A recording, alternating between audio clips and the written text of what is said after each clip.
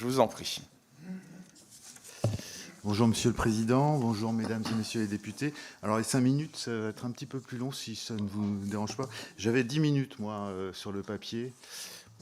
Oui, ben, si tout le monde en est d'accord, hein, c'est bon pour les autres Ouais, on peut se aussi. permettre, Oui. vu l'affluence. Donc merci de nous accueillir cette année encore pour recueillir l'avis des représentants du personnel civil sur le projet de loi de finances 2025 concernant la mission défense. En préalable, nous jugeons à nouveau important de signaler que notre périmètre de représentation va au-delà des agents et des agentes du ministère des Armées et des établissements qui sont sous sa tutelle.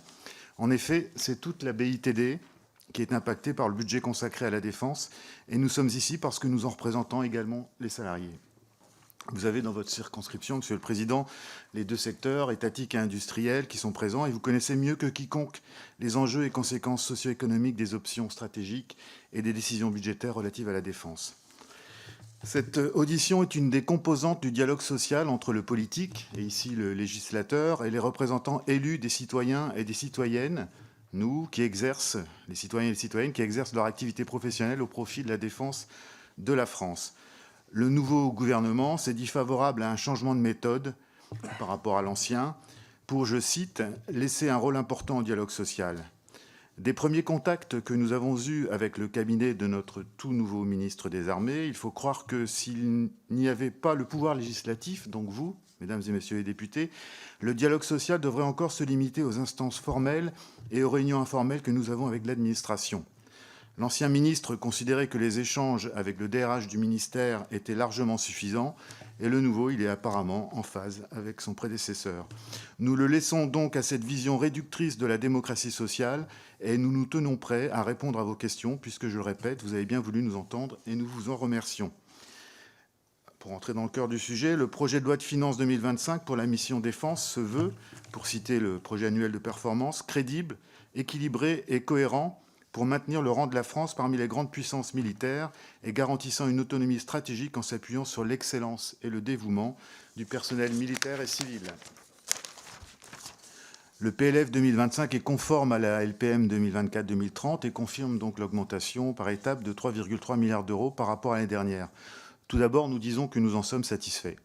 La situation internationale, qui est parfaitement décrite dans la présentation stratégique du pape et que de toute façon tout le monde connaît, ne permet pas aujourd'hui de baisser la garde. De la même manière, l'engagement croissant de nos forces pour soutenir les victimes des dégâts provoqués par les catastrophes climatiques de plus en plus fréquentes et de plus en plus graves, et la nécessité de se maintenir à niveau en matière d'évolution technologique pour que tous les autres efforts ne soient pas vains, tout cela justifie de consacrer, malgré la situation inquiétante des finances publiques, cette part importante du budget de la France à la mission défense. Nous ne ferons pas plus de commentaires sur les orientations stratégiques qui portent la LPM et le PLF. Et nous nous concentrerons sur les impacts des choix qui sont faits, donc sur les questions qui nous importent avant tout. Elles concernent, et vous l'avez dit, Monsieur le Président, la qualité de vie et des conditions de travail. Elles concernent les travailleurs et les travailleuses et leurs familles dans leur environnement professionnel, mais aussi socio-économique, et plus précisément la capacité que chacun doit avoir de vivre dignement de son travail. Elle concerne la vie dans la cité et l'engagement démocratique des citoyens et des citoyennes. Elle concerne aussi la transition écologique juste, la lutte contre toutes les formes de discrimination et en particulier contre le racisme, l'antisémitisme et les violences sexistes et sexuelles, que cela soit au travail ou dans la cité. Elle concerne encore pas mal de sujets sur lesquels l'utilisation à bon escient de l'argent public doit avoir un effet positif. Comprendre et adhérer au sens de nos missions est un critère fondamental du bien-être au travail. Notre travail doit être objectivement satisfaisant, c'est-à-dire complexe, cohérent et créatif, conforme à une définition normative qui est encore à construire et surtout à faire admettre par tous de ce qu'est un bon travail. Cette approche exclut d'emblée la possibilité pour le personnel civil d'être réduit à la portion auxiliaire des ressources humaines du ministère. Le personnel civil intervient dans sa quasi-totalité pour le soutien de l'activité des forces, et le soutien, ce n'est pas une activité secondaire.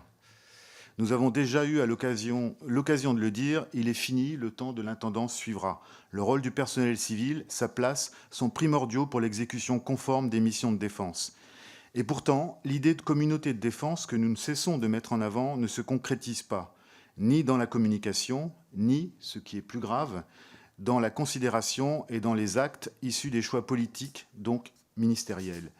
Les mesures d'attractivité et de fidélisation favorisent encore les militaires, en contrepartie, pour citer le texte, des obligations de disponibilité et de mobilité fixées dans le statut des militaires.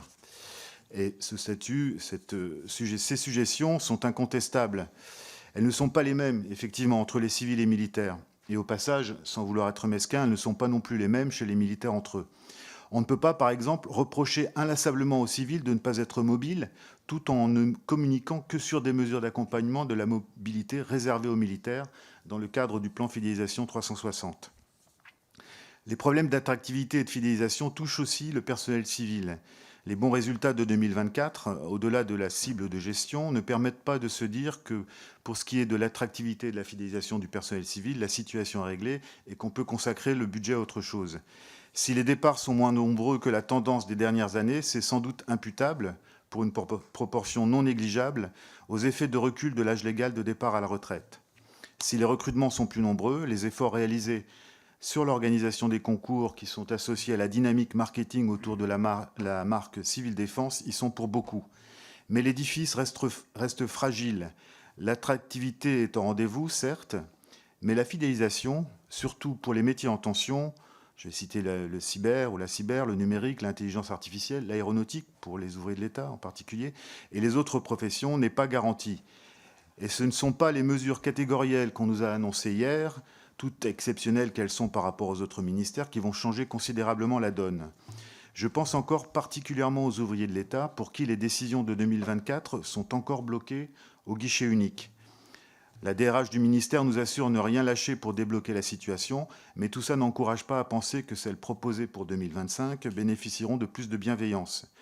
Cette catégorie de la population civile du ministère, les ouvriers de l'État donc, du ministère des Armées, semble particulièrement dans le collimateur des technocrates de Bercy et de la rue de Grenelle.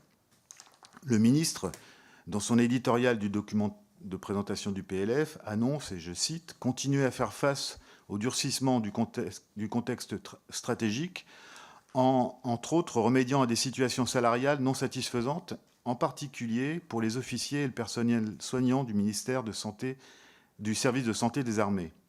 Les informations que nous avons eues hier confirment que pour le personnel soignant civil du service de santé des armées, en année pleine pour 2025, c'est 60 000 € qui iront aux infirmiers de prévention.